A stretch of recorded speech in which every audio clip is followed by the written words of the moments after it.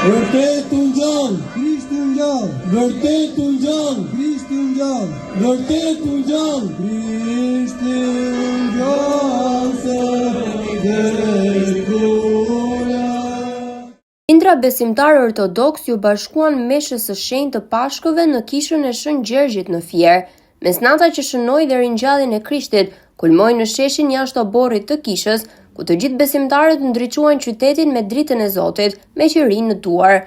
Pas meshës, ata kryen dhe ceremoninë e thyrjes së vezëve të kuqe me urimin Krishti u ngjall. Në mesazhin e tij, mitropoliti Apollonis e Fierit, erësia e tij Imzot Nikol Hyka, i cili drejtoi dhe meshën e madhe, në fjalën e tij theksoi se ngjallja e Krishtit është një premtim se fitoria finale i përket së mirës dhe jo të keqes, teksa ka vënë theksin tek rëndësia e dashurisë, paqes dhe unitetit në këtë periudhë të shenjtë. Gjatë Pashkëve ne këndojmë, vraponi dhe shpalli botës se si u ngjall Zoti, duke shkatëruar vdekjen. Ai është biri i Perëndisë, shpëtimtari i ratës njerëzore.